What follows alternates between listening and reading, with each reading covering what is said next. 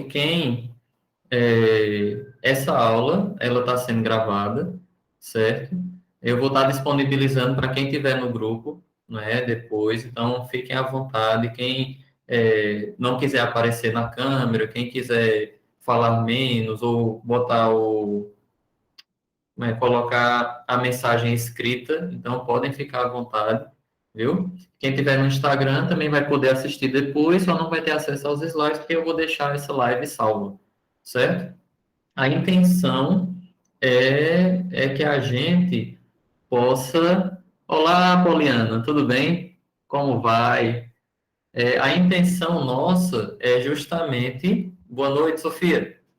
A intenção nossa é disseminar o conhecimento, né, técnico correto sobre a psiquiatria, sobre a saúde mental, né? É aqui onde a gente vai desmistificar muita coisa, é aqui onde a gente vai abranger um conteúdo, né, em saúde mental, focando na multi e na interdisciplinaridade, certo? É muito importante. Aqui a gente tem pessoas que trabalham comigo, né? Aqui tem Poliana, aqui a gente tem Sofia. Eu já tive um contato também profissional com Marta. Tem muitas pessoas que passaram aqui que sabem da abordagem e da importância da abordagem integral, né? Onde a integralidade e a visão interprofissional é importante, né? E aí a gente tem esse tema, diagnósticos diferenciais em psiquiatria, né? É muito comum, muitas pessoas, quando vão ao médico, independente da área da medicina, seja cardiologia, seja psiquiatria, seja ortopedia, então todas essas áreas, a pessoa já vai querendo o diagnóstico, né? Já vai querendo saber o que eu tenho, né? Então, hoje a gente vai estar falando sobre essa questão do que eu tenho, mas também nós vamos falar sobre o que mais é importante no cuidado, além do diagnóstico, né? A gente vai ter a base dos diagnósticos diferenciais e saber como utilizá-los. Como na prática médica, a gente usa o diagnóstico diferencial para estar orientando, né, para estar fortalecendo o cuidado. Então, isso é muito importante nesse cuidado, certo? Então, vamos aqui iniciar. Ah, a gente tem. Ah, isso aqui é um erro de digitação, certo? Aí tem 30/11/2020, né? Mas 2021, para quem estiver vendo o vídeo, certo? Depois, eu vou até deixa eu mudar aqui o visual dele, botar aqui no normal, deixa eu corrigir. 30/11/2021. Isso, muito bem. Então, vamos dar início. Quando a gente vai falar sobre diagnóstico, nós temos que ter algumas definições, né? Que são muito importantes. Existe, olá Severo, né? A gente vai começar sobre o sinal, o sintoma, a síndrome, diagnóstico, o que é um diagnóstico sindrômico, o que é um diagnóstico nosológico, quais são os passos que nós devemos seguir para pensar em um diagnóstico diferencial, certo? Então, quando a gente fala de sinal, sinal em medicina é aquilo que a gente vê no paciente, né? Por exemplo, quando você chega num dermatologista e você está com uma mancha na pele, você está com escoriação, você está com vermelhidão, você tem um sinal aquilo. Tudo aquilo que a gente vai e encontra, né, a gente tem um sinal, né? O sintoma é aquilo que o paciente nos traz, certo? É aquilo que ele nos refere dentro da sua subjetividade. Quando um paciente diz para mim que está sentindo dor, né, não tem como eu mensurar completamente e objetivamente a dor dele. A gente usa alguns critérios para tentar quantificar, para tentar dar uma orientação ou para tentar dar um registro daquela dor, né? Mas a percepção da dor é totalmente diferente, né? De um para outro. Algo que uma pessoa sente uma dor e essa dor ela é leve, para outra pessoa aquela dor já pode ter um grau extremamente grande de grande sofrimento. Dor é percepção. Tudo, principalmente aqui na psiquiatria, a gente vai ver que é a forma como nós percebemos.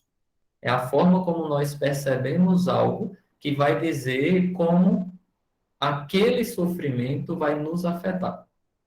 E quando eu boto dor, que dor é o sintoma mais frequente, né? Mas além da dor, a gente também sente medo, a gente também sente angústia, a gente também sente ansiedade, a gente ouve uma voz, a gente vê um vulto, né? E isso tudo é uma percepção. É como eu percebo o que está acontecendo, é como o meu sistema nervoso absorve e percebe eu, quanto pessoa, eu, quanto indivíduo, e a minha interação com o ambiente. Então, isso está associado à forma como eu percebo, a percepção. Essa percepção é o que vai me mostrar, é o que vai evidenciar para mim o meu sofrimento, certo? Então, esse sofrimento, ele pode se dar de várias formas. Então, a partir daí, a gente já inicia o processo sindrômico. O que é a síndrome? Síndrome é um conjunto de sinais e sintomas, é um conjunto de sintomas, é um conjunto de coisas, certo? Então, quando eu tenho um paciente na minha frente, né, você me procura porque você está, eu vou porque eu estou com ansiedade, certo? Aí a gente tem que ver se a ansiedade que você está tendo está dentro dos critérios do quadro clínico mais comum de um transtorno de ansiedade.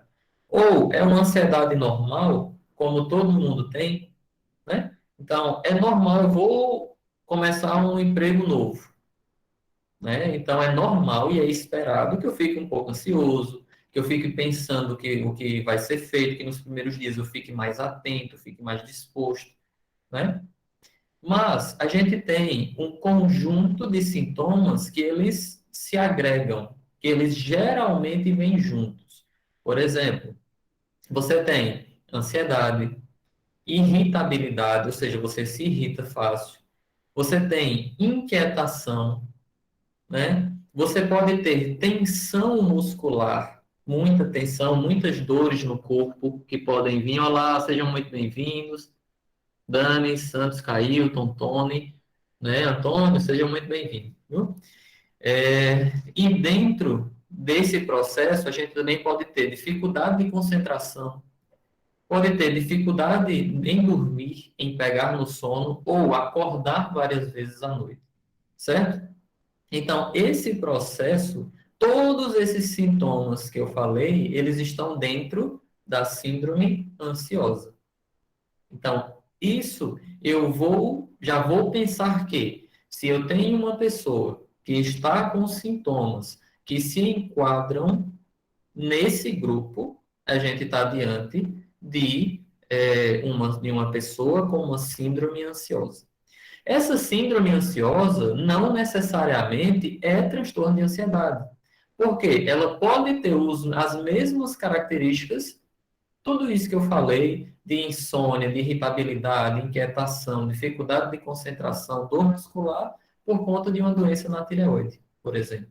Ou por conta de um uso de uma substância psicoativa, uma droga como cocaína, como crack.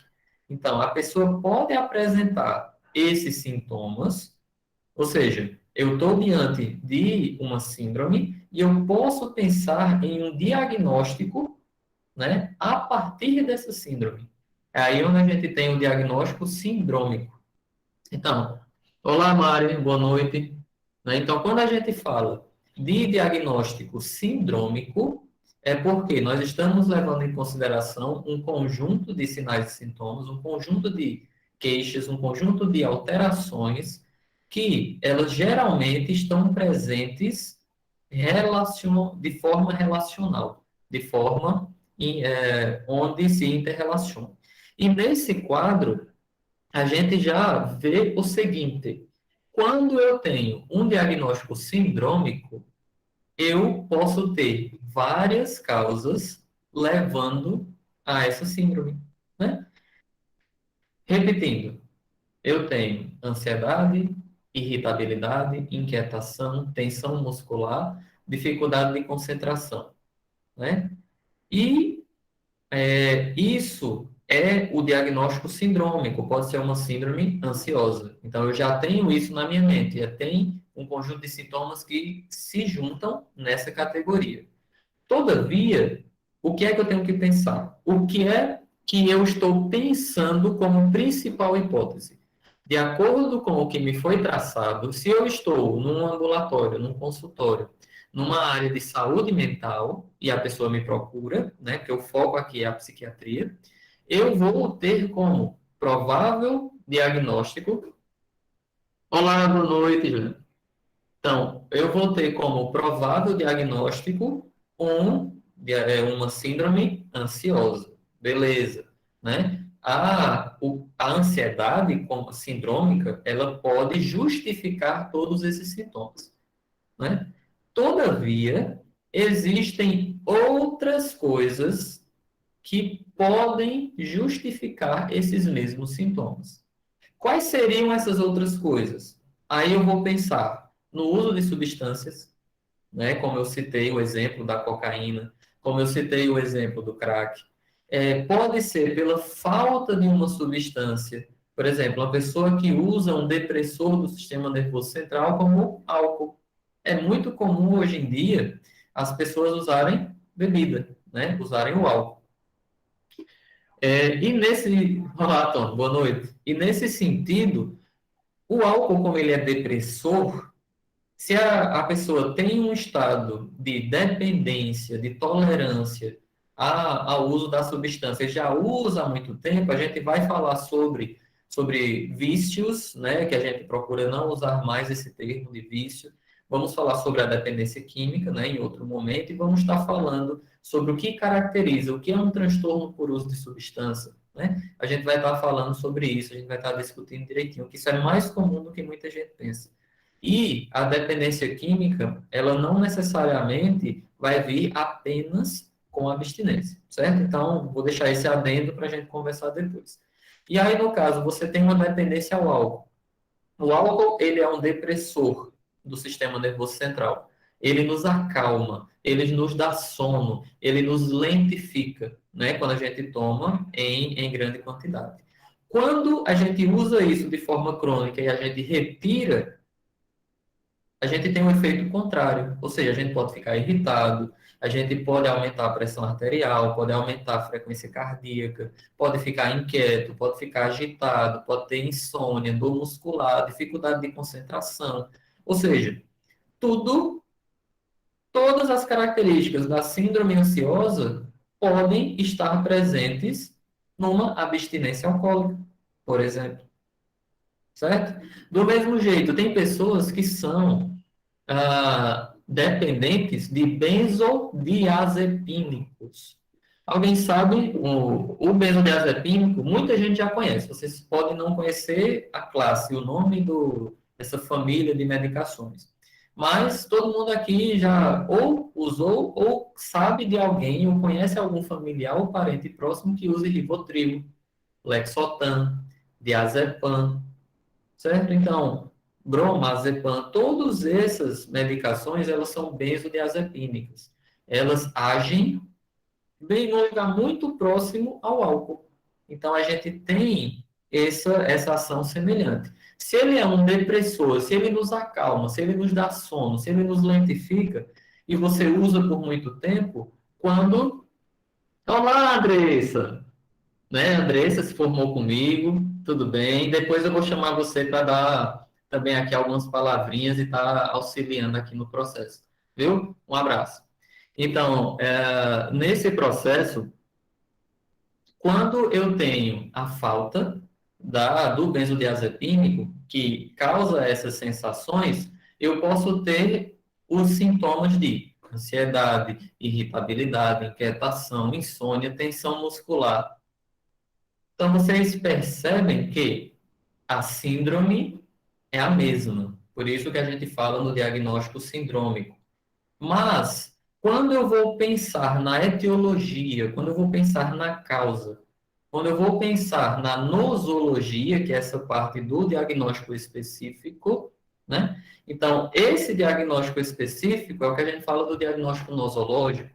Vocês podem ver diagnóstico etiológico, que é o da causa, né? Então, esse processo investigativo é onde a gente faz na medicina, é onde a gente faz essa avaliação, esse pensamento, né? E é importante a gente ter os diagnósticos diferenciais. Por quê? Vocês já viram, eu acho que vocês já perceberam que muitas vezes você vai em um médico e aí você está dando, você chega lá e ele dá um diagnóstico. Só que quando você vai para um outro médico, olá, Patrícia, boa noite. Só que quando você vai para outro médico, que você chega, ele dá outro diagnóstico. E aí, quando você vai para um terceiro, ele já dá outro, né? Quando você pensa em um diagnóstico, a gente tem que ter cuidado que, principalmente em saúde mental, os acompanhamentos, eles são longitudinais. O que é isso? Você vem hoje, eu estou conhecendo você hoje, né? Na psiquiatria, a gente fala que eu estou vendo a sua foto. Ou seja, eu estou vendo uma foto do momento, eu estou conhecendo o momento de como a gente está, de como você está, né? E eu não conheço a sua história, eu não vejo a sua história, eu não percebo ela, certo? Quando a gente fala, quando você vem para consulta comigo, ou vai para consulta com qualquer pessoa, qualquer outro profissional, seja médico, seja psicólogo, psicanalista, nutricionista, enfermeiro, fisioterapeuta, educador físico, quando você vai e leva a sua queixa, é como você interpreta aquilo que você sente, que não necessariamente é a causa principal da sua dor, da sua angústia. É aquilo que simboliza o que você sente. Você chega para mim e fala: Ó, eu estou ansiosa, estou ansioso por causa do meu companheiro, por causa da minha companheira. Porque ela, não, ela é assim, ela é assada, porque não faz isso, não faz aquilo. E aí você tem que pensar: será que o que eu estou sentindo é por conta do meu companheiro, é por conta da minha companheira, ou é a forma como eu percebo o que ele faz? Ou seja, isso tudo é muito complexo. Quando a gente fala, muitas pessoas veem, ele tem uma síndrome. Olá, Luísa, boa noite. Midas Frutos, seja muito bem-vindo. Né? Quando a gente tem esses sintomas, a gente tem que estar pensando em todas as possibilidades associadas nesse contexto, certo? Muitas pessoas têm aquilo, quando a pessoa vem e diz, eita, eu soube ou eu li que eu tenho um transtorno borderline, né? Transtorno borderline é um tipo de transtorno de personalidade. É como se nós estivéssemos falando que o diagnóstico sindrômico seria um transtorno de personalidade e o borderline seria um nosológico, por exemplo, dentro dos transtornos. Só que o transtorno de personalidade é algo que vem de muito tempo, a sua personalidade. Você não construiu ela da noite para o dia. Você vem para mim com 30 anos de idade. Não tem como, é muito complicado eu dar um diagnóstico específico para você, conhecendo naquele momento. Eu posso dar um diagnóstico sindrômico, dentro do que você me traz, e a principal hipótese diagnóstica, dentre tudo que você me trouxe, a mais provável de, de acontecer é X. Pronto. Então, se você precisar de um relatório, se você precisar de um laudo do acompanhamento, eu posso fazer a partir do que eu vi no momento. Não tem como eu fazer uma avaliação muito geral e dar um diagnóstico específico nesse sentido. Então, em saúde mental, eu preciso saber como você reage às frustrações, como você reage às mudanças medicamentosas, qual é o efeito do medicamento. Porque muitas vezes, pessoal, tá falando aqui que tá sem áudio no Instagram. Tem muitas outras pessoas aqui. Se tiver sem áudio, se o áudio tiver ok no Instagram, coloca aí som ok, por favor. Desculpa, aqui no Meet, eu acho que está tranquilo, né? Então, nesse sentido. Alguma dúvida até aqui? Se vocês quiserem perguntar, eita, eu acho que tem alguma pergunta no chat. Peraí. Ah, só a Sofia que mandou olá, boa noite. Pronto, se vocês tiverem alguma dúvida, vocês podem colocar, vocês podem mandar aqui. Aí, som ok, Bianca. Luciana, som ok. Patrícia, som ok. Severo, grande Severo, ouvindo bem. Paula Nutri chegando. Andressa, tá ok? Ah, muito obrigado. Pronto. Ah, então, vê aí como é que tá o áudio de vocês, porque só teve uma pessoa que falou. Se a maioria está dizendo que tá bem, então, tranquilo. Deixa eu ver, acho que vem uma pergunta aqui.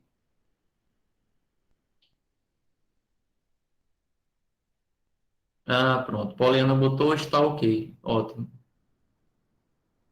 Muito bem. Ah, beleza. Então agora normalizou. Quem está aqui na sala no Google Meet, se quiser abrir o áudio, certo? Também para perguntar, se quiser mandar escrito aqui no chat, fica tranquilo, certo?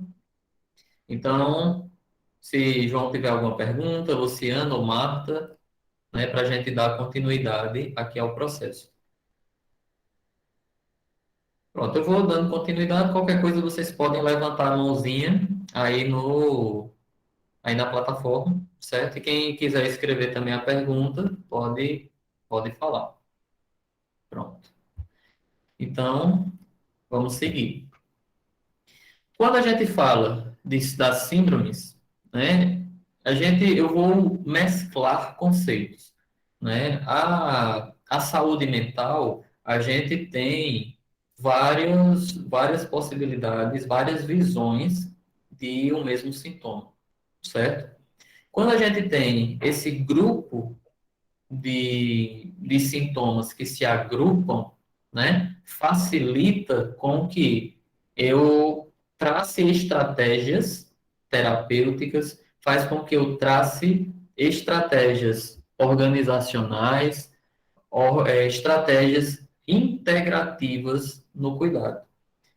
Eu vou encaminhar para um psicólogo, um paciente meu. Eu tenho que resumir as principais características e unificar a forma de falar para outra pessoa.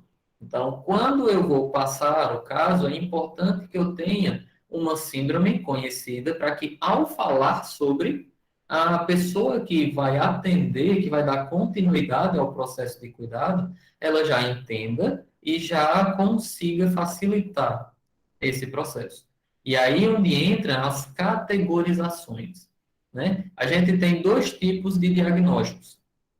A gente tem o diagnóstico categorial, que é o que a gente está falando aqui, é onde eu vou definir categorias, é onde eu vou definir os principais sintomas que se enquadram naqueles pontos elencados, certo? E tem o diagnóstico dinâmico dimensional. Esse diagnóstico dimensional, ele está associado a um processo de continuidade. É aquele onde eu trabalho muito relacionado a não existe uma linha, não existe um limite bem definido entre um diagnóstico e outro, certo? Ou seja, a gente tem que ter o cuidado que eu não posso rotular uma pessoa de um diagnóstico X. Por quê? Primeiro que o diagnóstico em psiquiatria, principalmente, ele é dinâmico. Ele vem hoje com um conjunto de sintomas que se enquadram em uma caixinha com alguns critérios. Pronto, se encaixou ali, beleza. Então, nesse momento, ele tem um transtorno de ansiedade social. Um exemplo. Ou fobia social. Em outro momento, ele volta para mim depois de 2 semanas, 2 meses, 3 meses. E quando ele volta, eu já percebo que ele se encaixa em outro quadrinho. E esse quadrinho, esses critérios, ele já está num transtorno de ansiedade generalizado. Então, quer dizer que é como se eu mudasse o conceito da pessoa, porque deixou de ser transtorno de ansiedade generalizado e passou a ser transtorno, ou melhor, saiu de fobia social para transtorno generalizado? Não necessariamente, a pessoa é a mesma. A questão é que a manifestação sindrômica ela pode se apresentar de forma diferente ao longo do tempo, ao longo do processo de maturidade, o processo de vivência do sofrimento.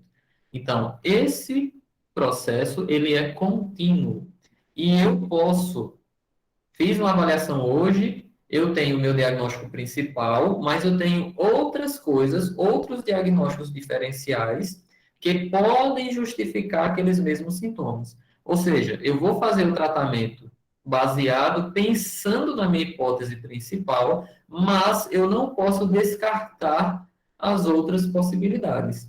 Essa é a função do diagnóstico diferencial. Eu trato X, mas eu penso que pode ser Y. Então, eu tenho que fazer um tratamento de uma forma que eu consiga abarcar e diminuir a prejuízos potenciais que podem haver em um paciente vendo essas outras possibilidades. Um exemplo, para ficar mais fácil. A pessoa vem para mim com, eu acho que aqui vai ficar bem fácil de vocês lembrarem depois. Ansiedade, sofrendo por antecipação, vai fazer uma coisa amanhã, hoje já pensa muito. Mas o principal é irritabilidade, inquietação, dor muscular, tensão muscular, dificuldade de concentração, dificuldade de pegar no sono. Você já, opa, síndrome ansiosa, né? Aí a pessoa fala, é muito fácil dar, assim, dar diagnóstico de ansiedade, né? Todo mundo tem, meu vizinho tem, meu pai tem, eu tenho, eu olho no Google, chego no Google, tá lá e tem. Ou síndrome ansiosa, são tais e tais sintomas, beleza. Aí você olha, eita, e ainda tem tremores, você olha e ainda tá com os tremores nas mãos, que também é comum da ansiedade. Da diarreia, que pode ter diarreia também, né? Tudo bem. Aí você, não, eu tenho ansiedade. Eu já sei que eu tenho ansiedade, beleza. E aí você fala com um amigo seu, que esse seu amigo tem um contato com uma outra pessoa e consegue uma medicação chamada fluoxetina, né? E aí você fica tomando a fluoxetina. Por quê? Porque a ansiedade, e eu vi que a ansiedade ajuda no tratamento que a fluoxetina ajuda no tratamento da ansiedade, e você está tomando. Passam-se, na primeira semana, seus sintomas agravam muito. E aí você fala, não, ele me disse que na primeira semana do uso da fluoxetina é normal eu piorar dos meus sintomas, então eu vou esperar. Aí passam 3 semanas, passam 4, a ansiedade não melhora, aquela piora que você teve estabilizou, mas você não melhorou da sua ansiedade, né, que você pensa que é. E você continua tomando a fluoxetina, né, você vai nesse processo, já está no segundo mês, e quando você vê que já não está melhorando nada, que você já perdeu, na verdade, 10 quilos, você está 10 quilos mais magro, não, eu vou procurar um médico, eu vou procurar uma... Olá, Magda, boa noite. Eu vou procurar um especialista, eu vou procurar alguém para me ajudar, porque essa fluoxetina não está dando certo, não. Beleza. Aí você vai. Só que você marcou para uma semana. No dia anterior você já foi na farmácia, conseguiu algum amigo que ou no vizinho e pegou um diazepam, porque acalmava, né? E aí pronto. Quando você chega para mim, eu faço a avaliação. E aí, se você já participou do encontro como esse, né, onde eu falo sobre as síndromes, aí você já percebe, eu tenho eu tenho uma síndrome ansiosa, né? Eu já percebi isso. E aí a gente vai pensar nos diagnósticos diferenciais. Vamos pensar o quê? Primeiro, pode ser um transtorno de ansiedade? Pode. Beleza, tudo bem. Mas, além do transtorno de ansiedade, o que mais pode estar associado que justifique os seus sintomas para que eu não fique tratando uma coisa que não existe enquanto a sua condição basal piora? Tudo bem. Aí eu pergunto: você faz uso de alguma substância psicoativa? Aí a pessoa fala: não, eu uso só cigarro, mas é um cigarro por semana, e quando eu não quero, eu não uso, eu não sinto falta, né? Eu já cheguei a passar 3 meses sem usar, e quando eu volto, às vezes eu uso um na semana, às vezes uso outro, nada mais do que isso. Tudo bem. Então, a gente vê que o uso da substância ou a sua falta não justifica esse quadro clínico. Então, a gente já, essa possibilidade secundária a cigarro, já tira, né, como possibilidade. Tudo bem. Você bebe? Ah, eu bebo, mas eu bebo só final de semana e é só um copo de cerveja e olhe lá. E eu nem lembro, nem sinto falta, nada do tipo. Então, tudo bem. Então, não está associado ao uso de álcool. É perguntado sobre cocaína, crack, LSD, né? A gente pergunta sobre outras substâncias. Não uso nada. Pronto, beleza. Então, o quadro da possibilidade de ser o diagnóstico diferencial secundário ao uso de substâncias já está bem menos frequente, bem menos importante no momento. Então, eu posso deixar de lado, lá embaixo na lista, como última possibilidade. Então, já tira como pouco provável. Tudo bem. E aí, eu pergunto, como é que está a questão do seu acompanhamento médico geral, né? Ah, eu fui ao médico tem 10 anos, eu nem lembro mais quando eu fui, eu não lembro mais nem a vacina que eu tomei. Nesse momento, a gente tem que lembrar: olá, Elis, tudo bem? Boa noite, seja muito bem-vinda. Boa noite, Irlânia, né? Então, nesse momento, a gente tem que lembrar da outra possibilidade de diagnóstico diferencial, que são o quê? Doenças orgânicas. É onde eu tenho a possibilidade de que algo estrutural esteja em disfunção e esteja levando ao processo de adoecimento, certo? Né? Então, nesse momento, eu faço o meu exame físico, né, que a gente também faz, e só já na inspeção ou na ectoscopia, eu olho que a pessoa tem um leve aumento na região da tireoide, né? Na região do pescoço aqui anterior. Faço a palpação, eu vejo que tem alguns nódulos.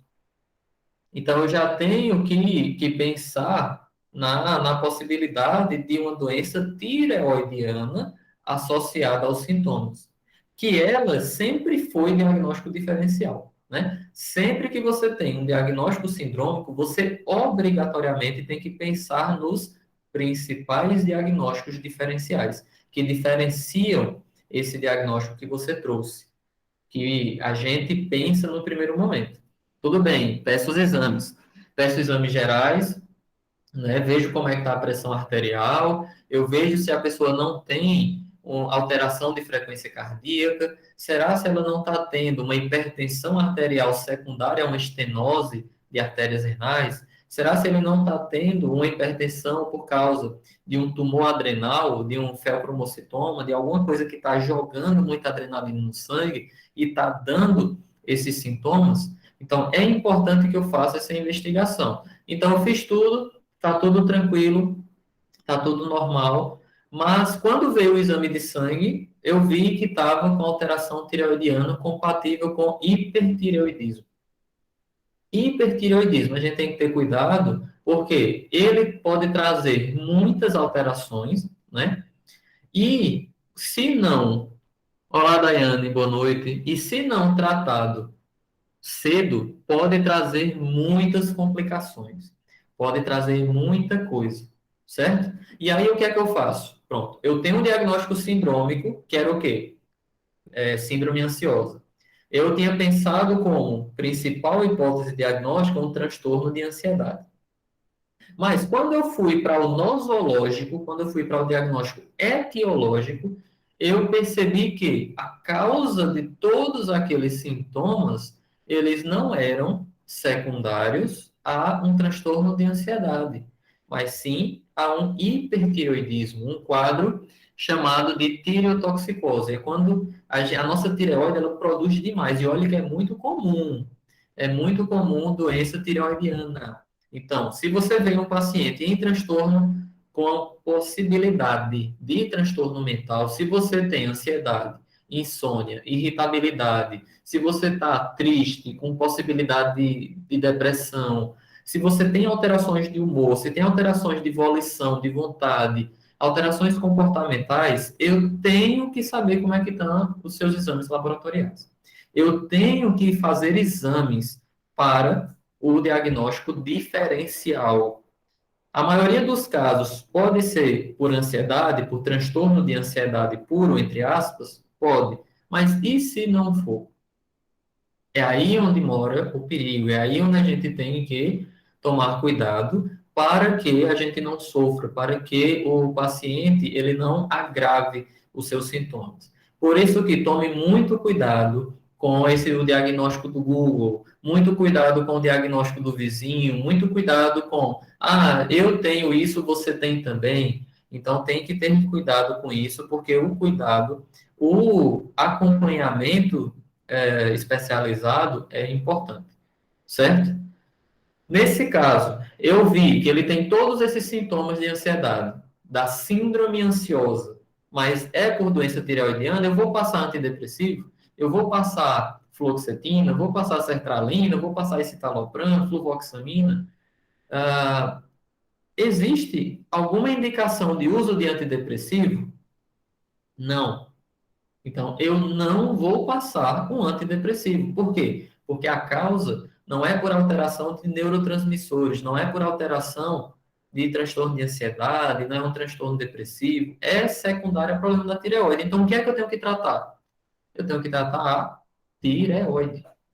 Ou seja, eu vendo essa possibilidade, eu, Marco, né, eu já adianto os exames e encaminho para o especialista, para o endocrinologista, certo? Então, é muito importante que a gente tenha essa avaliação integral e lembrar que ninguém sabe de tudo. Quando uma pessoa tem uma dúvida, é importante que você tire a sua dúvida, né? É importante que a gente faça com que o processo, é importante que a gente faça com que o processo ele seja dinâmico, ele seja tranquilo e o principal favorecido é sempre o paciente, certo? Ó, do pessoal que está aqui ao vivo, se quiser entrar na sala do Google Meet, é só ir na bio, né? E vocês clicam no link lá e vocês vêm direto aqui para a sala, que aí eu permito a entrada de vocês, né? Se quiserem participar por aqui, certo? Então, é importante você dizer, tem muito paciente que vem para mim e pergunta alguma coisa, eu falo, ó, eu não sei. Olha, não sei sobre isso.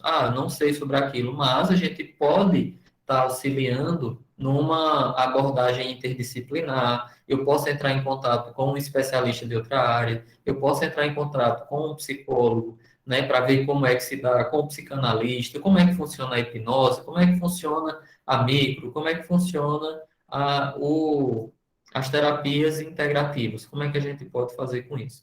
Então, tudo por conta dos diagnósticos diferenciais. Muitas vezes a gente tem os sintomas, a gente pensa que o mais provável de estar presente é X. Só que talvez você não tenha percebido ou o paciente não tenha trazido um sintoma outro, que pode estar levando a mesma coisa, certo? Alguma dúvida? Que eu vou falar mais um exemplo para que a gente encerre esse nosso encontro de hoje, né? Então, se vocês tiverem alguma dúvida, podem falar do que a gente conversou até agora. Tem Vocês têm alguma dúvida quanto ao que é o diagnóstico, como é o diagnóstico diferencial, qual é a importância do diagnóstico diferencial, como é que vocês veem isso, né? Tá dando para entender, vocês estão seguindo o fluxo, o pessoal que é da área da saúde, o pessoal que não é. Olá, Olavo. Muito bem, boa noite. Olha, você, Olavo, a gente está falando sobre diagnósticos diferenciais em psiquiatria, certo? Que é o que você está vendo também nos diagnósticos diferenciais, é muito importante, vai complementar a questão do seu estudo. Pronto, então quem quiser pode colocar, se quiser trazer algum exemplo, né, de algum caso, né, vocês podem estar trazendo, né? Deixa eu ver se teve algum comentário aqui no Instagram. Pronto, acho que não teve nenhuma pergunta.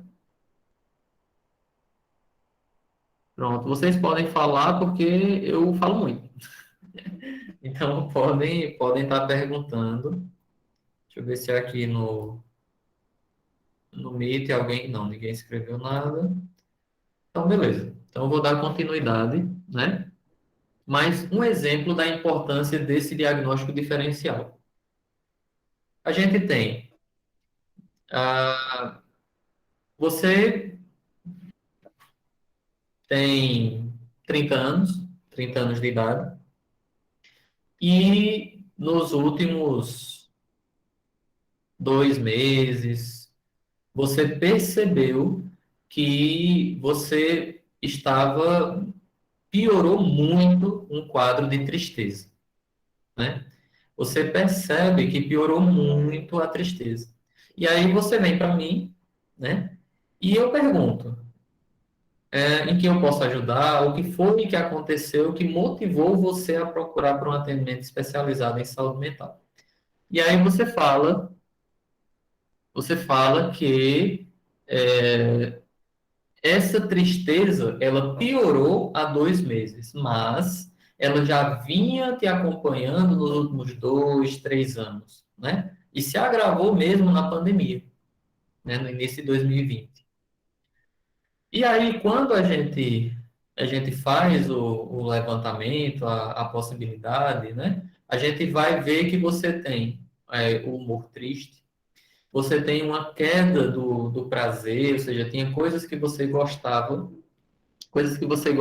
de fazer e hoje você já não se interessa mais. Ah, eu gostava de ler e hoje eu nem tenho paciência mais para ler.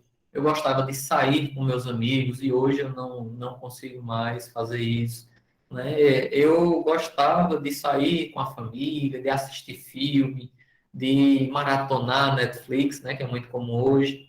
E hoje eu não sinto tanta coisa, né? Eu perdi o apetite, né? Eu tô com menos sono.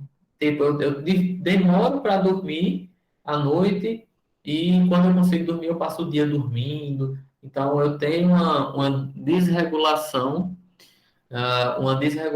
muito grande, né, em relação ao humor.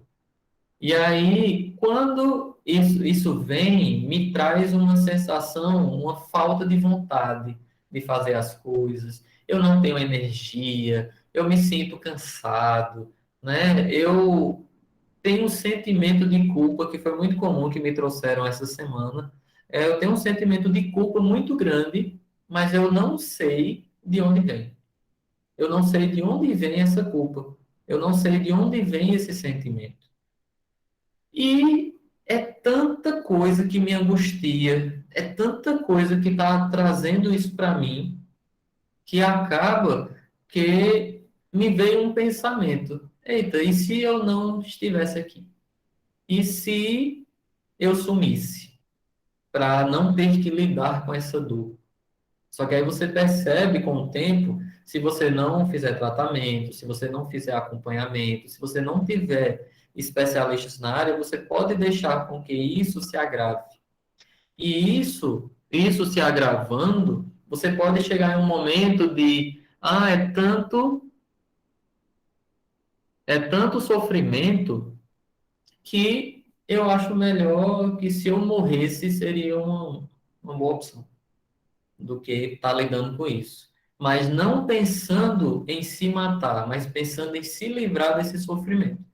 E aí você vê, depois eu posso falar mais, em outro momento a gente vai. Ah, valeu, PC, obrigado. E nesse momento, a gente vai estar percebendo sobre essa síndrome. Então, aqui vocês percebem que eu já estou falando de uma síndrome diferente, né?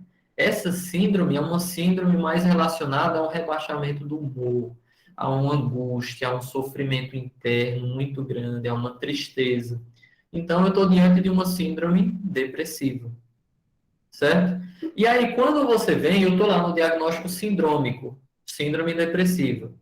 Tudo bem. Então, nesse diagnóstico sindrômico, eu penso em tudo aquilo que pode rebaixar o meu humor, que pode fazer com que eu fique sentindo e manifestando no meu corpo tudo isso que eu estou trazendo. Tudo isso que eu falei para vocês.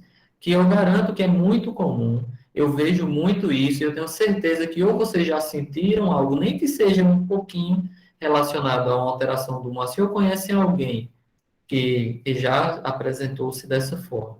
Né? Infelizmente, a gente tem muito estigma e muitas pessoas não querem falar sobre o que sentem, não querem se mostrar desse sofrimento. Isso. E aí, o que é que acontece? Quando eu tenho essa síndrome associada, eu vou pensar na primeira hipótese que vem na minha mente. O quê? Transtorno depressivo.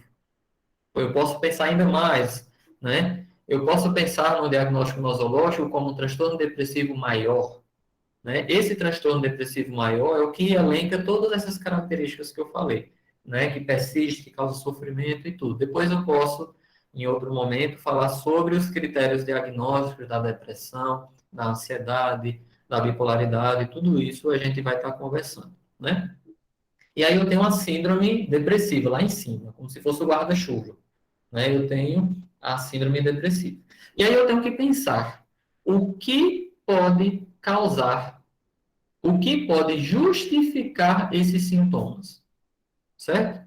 Por quê? Eu penso que é uma síndrome depressiva, beleza. E aí eu passo o quê? Um antidepressivo. Aí a gente tem duas possibilidades muito comuns.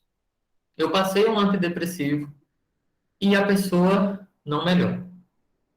Tomou um, aí o que é que a gente faz? Você está tomando o antidepressivo, a gente tem que esperar 3 semanas a 4 semanas para ter um efeito terapêutico. Depois de 3 a 4 semanas, que a gente vai ver, não melhorou. Então a gente tem duas possibilidades. Na verdade, três. Ou a gente aumenta a dose do antidepressivo para a dose máxima terapêutica dele, ou a gente troca o antidepressivo, ou a gente associa uma outra classe medicamentosa para potencializar, que pode ser um antipsicótico, como quetiapina, risperidona, e a gente pode associar também um estabilizador de humor. Muitas pessoas aqui já ouviram falar de lítio, de Depaqueno, Depakote, né, o ácido valproico. Então a gente tem essas substâncias, essas possibilidades. E aí eu sigo o processo natural sem pensar nos diagnósticos diferenciais, né? Quando é com 3 meses depois, a pessoa volta para mim, não melhorou nada, já está tomando 3 medicações, já está com um Rivotril para estar dormindo e não melhora nada e está piorando e engordou muito. E quando a gente vai ver, pode ser um problema na tireoide, né? A pessoa pode estar com um processo de disfunção tireoidiana, né? Ela pode estar com um processo de hipotireoidismo, né? Essa é uma das possibilidades ruins.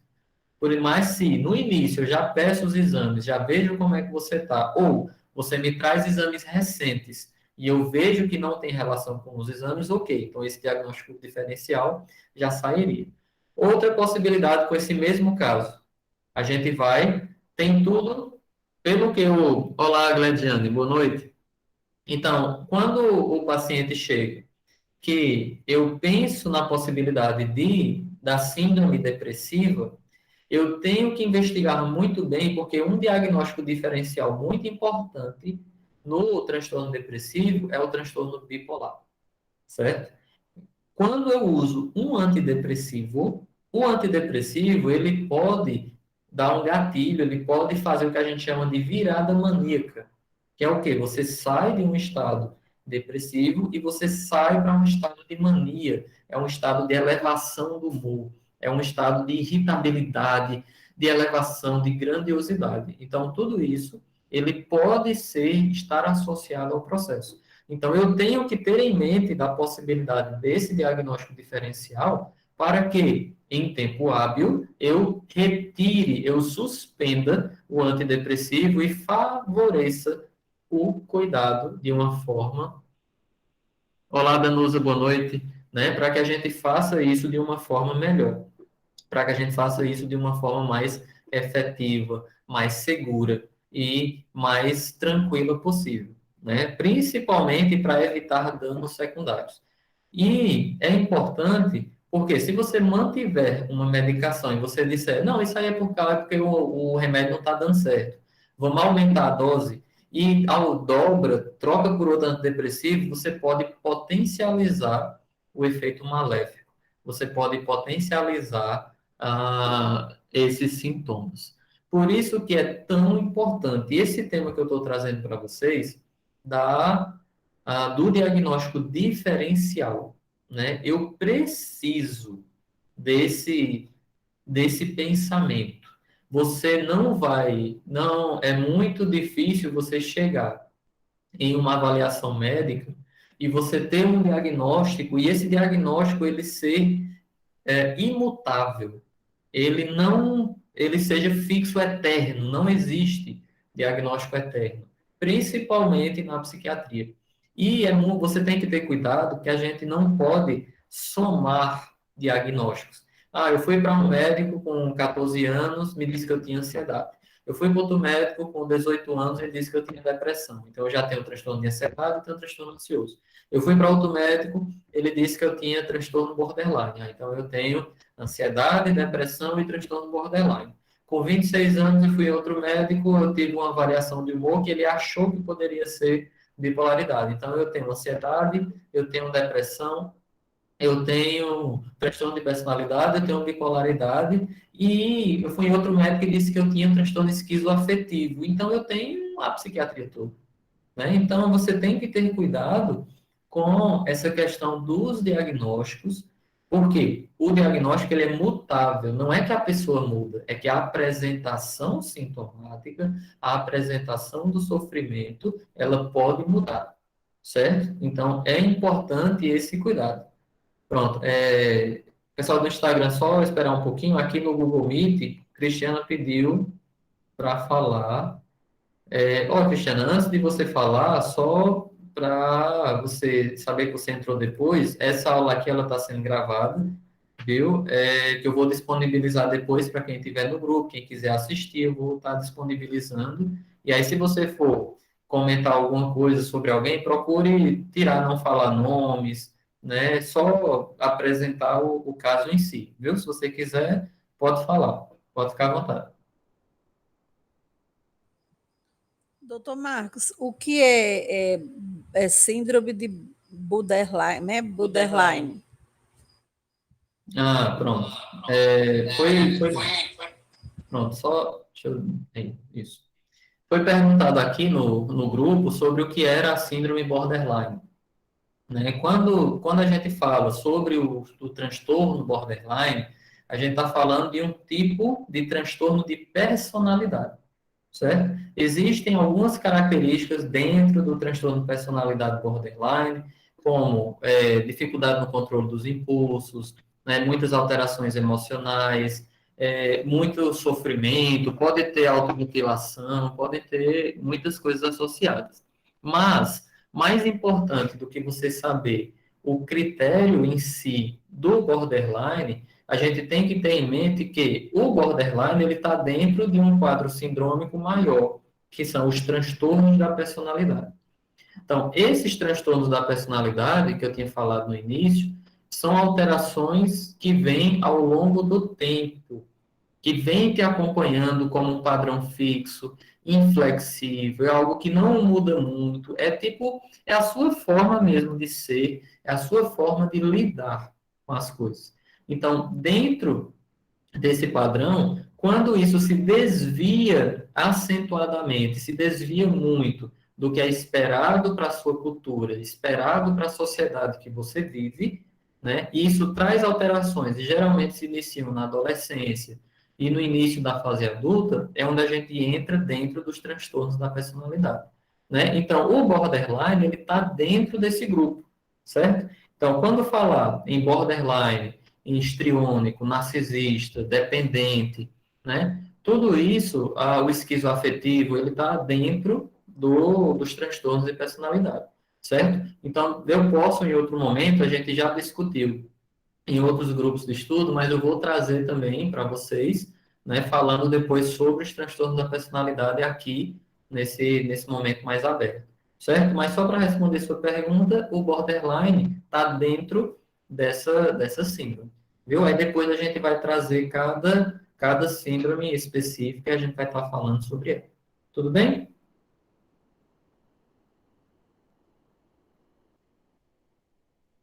Pronto, tranquilo. Pronto, Obrigada. pessoal, por nada. Vocês aí que estão no Instagram, vocês têm alguma dúvida, vocês querem perguntar alguma coisa, né? Vocês que estão aqui no Google Meet, né? Se vocês quiserem perguntar, se vocês quiserem falar alguma coisa, fiquem à vontade, né? Vocês podem estar questionando, vocês podem estar participando de uma maneira mais efetiva, viu? Então, fiquem muito tranquilos. Eu espero que tenha trazido de uma forma mais tranquila, tanto para vocês, que são da área da saúde, quanto para quem não é, né, da área da saúde. Eu espero, ter contribuído, né, e ter trazido para vocês essa noção da importância, né, de a gente não se ater a um diagnóstico só. A gente não rotular as pessoas e nem muito menos a nós mesmos.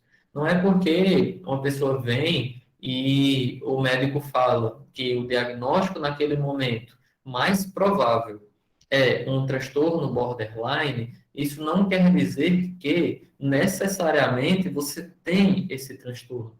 Porque existem os diagnósticos diferenciais, você precisa ser reavaliado, precisa saber como você se deu com a medicação, eu preciso ouvir do psicólogo que te acompanha, do psicanalista, do hipnoterapeuta, como é que são as suas reações, como é que é a sua estrutura de percepção de você mesmo e do ambiente.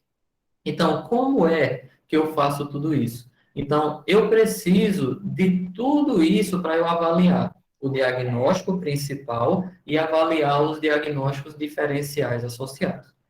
Certo?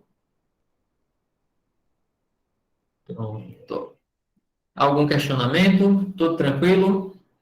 Então, se tiver tranquilo para todo mundo, coloca uma mensagem aí no chat dizendo boa noite, foi muito bom, ou gostei, ou não gostei, ou deu para entender. Vocês podem colocar aqui também no Google Meet, né? Só colocar aí se está tudo certinho, se não teve nenhuma pergunta, né? Nenhum questionamento.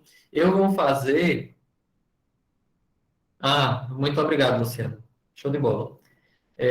A gente vai fazer Ferraz, Rafaela, muito, muito esclarecedora essa live. Muito obrigado. Que bom. Muito bom. Valeu, Bianca. Pronto, eu vou fazer. Cadê? Deixa eu só tirar aqui. Eu gostei, foi ótimo. Gostei muito, doutor, foi muito bom. Que bom. Muito obrigado. Marcos? Oi, diga aí, Marcos. Eu gostaria de fazer uma pergunta, né? Eu atendo uma pessoa que tem esse diagnóstico. Você fala só um pouquinho mais alto. Certo. Então, eu gostaria de fazer uma pergunta. Eu atendo uma pessoa que tem, né, esse diagnóstico de ansiedade. Está ouvindo? Agora eu tô. Certo. E aí ela relata algo que eu achei curioso, né? Ela relata que ela percebe que após a TPM, né? Ela tem normalmente uma crise mais forte e que isso se dá uma vez por mês. E depois ela fica tendo, assim, as crises mais fraquinhas, né? E, assim, eu gostaria de ouvir um pouco se, assim, você tem algo a falar sobre isso, esse fato dela ela ter uma crise mais forte nesse momento, né, pós-TPM, e durante o mês ela fica tendo algumas crises mais fraquinhas. Pronto. Tem sim, né? Eu respondo já aqui a pergunta de Adson, certo? Aqui do Instagram. Marta trouxe que tem uma paciente que faz acompanhamento psicológico e ela tem sintomas de ansiedade, e esses sintomas de ansiedade, eles se agravam no período menstrual, né? Ou, não sei se é no mesmo momento da menstruação ou logo após, mas nesse período menstrual. A gente tem que entender que o nosso humor, ele também é regulado pelos nossos hormônios. É por isso que a gente fala tanto na parte da tireoide, certo? Mas o período menstrual na mulher, ele traz alterações, sim, comportamentais, ele pode trazer alterações fisiológicas no corpo da mulher, certo? Então, quando eu estou no período menstrual, os sintomas de ansiedade, eles podem sim se agravar. Inclusive, existe uma categoria dos transtornos relacionados ao período menstrual, onde a mulher pode ter esses sintomas exclusivamente no período menstrual. E no restante do mês, não apresenta nada semelhante, não tem nenhuma disfunção, não tem nenhum sofrimento aparente, certo? Então, aí é importante, nesses casos, ter um acompanhamento conjunto da ginecologia, né? Muitas vezes a mulher vai precisar do uso de algum anticoncepcional, né? E aí a gente faz esse cuidado compartilhado com o ginecologista, certo? Mas pode aparecer sim. E aí você pode orientá-la a procurar por um ginecologista para estar vendo essa questão menstrual, ver a questão do uso de anticoncepcionais, ver a questão do planejamento familiar, se já tem filhos, se não, como é que está esse processo, a questão do preventivo, se já tem muito tempo, né? Então, esse é o cuidado integral. Então, vocês podem também estar encaminhando para a parte da avaliação clínica, da avaliação ginecológica, né? A gente tem que lembrar, foi até bom você trazer isso, nós temos que lembrar que um paciente, não é porque ele tem uma doença mental, não é porque ele tem um transtorno mental que ele não possa ter outros transtornos. Não é porque eu tenho um transtorno de ansiedade que eu não possa ter uma dislipidemia, ou seja, alteração de colesterol, de triglicerídeo, eu não possa ter uma pressão alta, diabetes, uma intolerância alimentar, né, obesidade, esteatose hepática. Então, eu sou um ser humano, eu tenho órgãos no meu corpo que podem adoecer, eu tenho estruturas no meu corpo que podem ficar disfuncionais. E não só relacionado à parte mental. Então, você pode sim, né, fazer essa orientação quanto à avaliação ginecológica, certo? Se você tem uma suspeita geral e você já sabe que é uma alteração cardíaca, uma alteração renal, você pode encaminhar para os especialistas, ou, se você tem uma dúvida, você pode encaminhar para um clínico para ele fazer a avaliação geral e ver essa necessidade. Mas se você já tem uma ciência que isso é do ginecologista, e a paciente mesmo disse que vai marcar, que pode marcar, então você pode estar encaminhando. Por quê? É importante vocês saberem que quando você encaminha para um médico, o médico ele tem duas funções. Avaliar o que lhe cabe, né, o que eu posso ajudar, e o que não me cabe, o que eu não posso ajudar, né? E aí o médico ele também pode fazer os encaminhamentos. Então não se preocupe em relação à especialidade em si específica, né? Que o médico também, ao receber, ao fazer a sua avaliação, ele pode fazer o encaminhamento mais direcionado, caso você tenha alguma dúvida. Certo? Deu para responder, Marta? Deu, ótimo, obrigada. Valeu. Por nada. Pronto. Deixa eu ver aqui as perguntas do... Olá, Isis. Andréa chegando por aqui. Pronto, deixa eu ver aqui as perguntas. Muito esclarecedor. Elis, foi ótimo. Muito obrigado, Elis. Adson. Adson colocou, no caso, doutor, no caso desses diagnósticos, sobre as pessoas que acabam se resumindo à patologia, como funciona esse cuidado na hora de passar esse diagnóstico? Pronto. Adson está trazendo algo que é da vivência, é muito comum no cuidado em saúde, né? No cuidado em saúde mental, principalmente, que é o que a gente está falando aqui, né? Quando a gente tem a, a pessoa já vem e diz, eu quero o meu diagnóstico. Não, eu não quero saber de outra coisa. A minha função, eu quero saber o diagnóstico, saber o que é que eu tenho, para saber o que é que eu faço, porque se eu souber o que é que eu tenho, eu vou me curar, eu vou melhorar, né? Então, nesses casos, antes de tudo, a gente tem uma coisa na consulta que é o vínculo, né? Em algumas especialidades a gente pode chamar de rapport, né? Mas é essa estruturação, essa conexão entre o paciente e o profissional. Então, essa conexão, ela tem que ser de confiança, ela tem que ser uma conexão verdadeira, ela tem que ser uma conexão empática, tem que ser uma conexão real, né? Quando isso é feito, eu tenho que trazer para o paciente a corresponsabilização. Então, quem já passou por mim, quem já trabalhou comigo, sabe que a minha consulta, ela não é uma consulta de 10 minutos.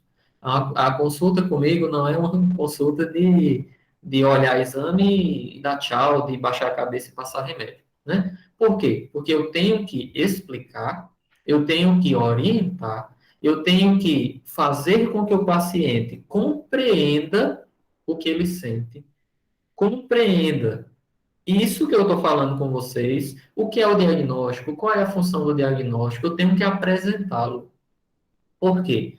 Para que o paciente tenha a função, para que ele exerça o seu direito de ter autonomia, ele precisa entender aquilo, né? Se uma pessoa vem para mim e diz, Marco, escolha aqui, qual motor do carro é melhor? Você quer o X ou você quer o Y? Esse X tem um funcionamento tal e esse Y tem um funcionamento tal. Você vai escolher qual? Eu vou dizer, não sei. Eu não vou ter o meu direito de autonomia porque eu não entendo os funcionamentos. A pessoa vai ter que me explicar como funciona cada detalhe de cada um, fazer o levantamento dos prós, fazer o levantamento dos contras, para que a partir daí eu tome a minha decisão. Então, nesse processo onde a pessoa é muito focada na patologia, eu vou mostrar a ela os prós e os contras dela ser focada nessa patologia, dela ser focada nesse diagnóstico específico, nesse diagnóstico imutável. A partir daí que eu a responsabilizo ao processo, que eu trago a possibilidade, a necessidade de sua participação efetiva, né, no seu cuidado, aí a pessoa, até hoje, mais de 90% dos pacientes, eles repensaram essa necessidade diagnóstica. Se mesmo depois de tudo isso, ela optar só pelo diagnóstico, tudo bem. O diagnóstico mais provável hoje é transtorno depressivo. Ponto. Então, você pode seguir isso, isso, isso e isso. Você tem a possibilidade da parte não medicamentosa com tal, tal e tal profissional. E o retorno para mim é com tanto tempo para que eu reavalie a parte medicamentosa. Então, se ela, mesmo vendo as possibilidades, ela usou a sua autonomia e escolheu por esse caminho, não me cabe dizer, não, você não pode fazer isso porque é aquilo, porque é o que eu acredito, né? Então, eu trago a autonomia, eu mostro e eu dou o poder de escolha. Quando é que eu intervenho na decisão, quando é que eu, médico, intervenho na conduta, na escolha do paciente? Eu vou olhar do ponto de vista técnico. Então, do que é previsto tecnicamente, é possível o que ele está falando, o que ele está sugerindo para ele, pronto, se é possível, tudo bem, né? Eu não vou, tipo, o que eu escolheria para mim, né? O que eu escolheria para mim vai dentro das minhas convicções, mas o paciente é único, cada um tem as suas percepções. Então, dentro do que ele traz, né? Eu vou apresentar, ó, é possível isso e isso. Você quer qual dos dois? Ah, eu quero tal. Tudo bem, é possível, beleza. Então aí a gente dá essa abordagem. Viu? Se você compreendeu, Watson, você pode colocar aí nos comentários. Severo. Olá, doutor, ótimo esclarecimento. Principalmente eu que sou leigo e tenho alguns problemas de sono. Muito bem, Severo. É isso mesmo. Então, é importante esse autoconhecimento e, a partir de como eu tenho, como eu sinto, como manifesta no meu corpo, eu vou passar a compreender como é que eu vou estar agindo. Viu? Então, show de bola. Danusa, boa noite, muito esclarecedor esse conteúdo. Muito obrigado. André, as palminhas, aí, André, excelente profissional, muito obrigado. Adson, perfeito. Acredito que o papel do cliente barra paciente seja um papel ativo mesmo quando o assunto é saúde mental, justamente, né? Eu amplio ainda o seu discurso em relação a não só saúde mental, então na saúde geral, né? Se você tem uma pressão alta e você tem que estar se cuidando, você tem que tomar sua medicação, tem que praticar atividade física, você tem que ter uma alimentação regular, né? Então é importante a gente ter essa abordagem, viu? Mas show de bola, muito obrigado pela pergunta, né? Seu comentário Marcos, único aqui. Opa, diga aí, Lourenço. Passando a Marcos, palavra. tu falou que é importante, né? Como você falou bastante do transtorno da saúde mental, né? Então, o que é importante sempre lá no início você falou que é sempre importante o elo, né? Sempre importante aquele elo que a gente sempre já fui acompanhado por o senhor, né? Inclusive, tive a oportunidade, né? De sentir clinicamente, né? A explicação, tipo como o senhor falou do motor do carro, entendeu? Então, o senhor foi muito detalhista, né? Foi muito avançado na consulta. Ou seja, é importante sempre a abordagem, esse elo entre os médicos e a abordagem do senhor é sempre importante para que o paciente ele passe a entender não só o E, problema que ele tem, mas também, né, o que ele vai passar ao longo do tempo, correto? show de bola. Show de bola. Pelo menos eu Fico entendi hoje eu entendi isso, que essa abordagem de hoje trouxe que o paciente, o leigo como profissional, né? Porque também temos psicólogos aí que tem pacientes, assim, como eu, como muitos, né? Então, é importante, né, Marcos, esse elo, essa conversa, né? com certeza, né? Aqui foi trazido, né? Aqui justamente essa reforçando a importância do elo, da comunicação, da explicação, né? Das orientações para que você exerça o seu cuidado, certo? Então, deixo aqui um agradecimento. Show de bola. Show de bola. Deixo aqui um agradecimento especial, né, para vocês que se fizeram presentes aqui nessa noite, né, a quem está aqui no Google Meet e também a quem passou e quem ainda está, né, a gente está aqui já 9h30 da noite, né, a gente está com 18 pessoas aqui online no Instagram, né, a gente tem mais 7 pessoas aqui no Google Meet, então agradecer aqui a vocês e eu vou fazer isso de forma mais regular, certo? Então, a cada 15 dias, de hoje a 15, a gente vai fazer um novo encontro, onde eu vou trazer um novo tema para estar conversando, tanto com quem estiver no Instagram, como com quem estiver aqui no Google Meet. Eu vou colocar sempre o link, ou no grupo de estudos, ou também o link na bio do Instagram. Então, quem não me segue, né, se quiser seguir para estar recebendo e participando desses momentos, pode seguir no Instagram. Tem o meu canal do YouTube também, que é o DR Marco Araújo, onde eu tenho alguns conteúdos e vou estar alimentando cada vez mais. Certo? Então, no mais, um abraço para vocês, viu? E boa noite. Valeu.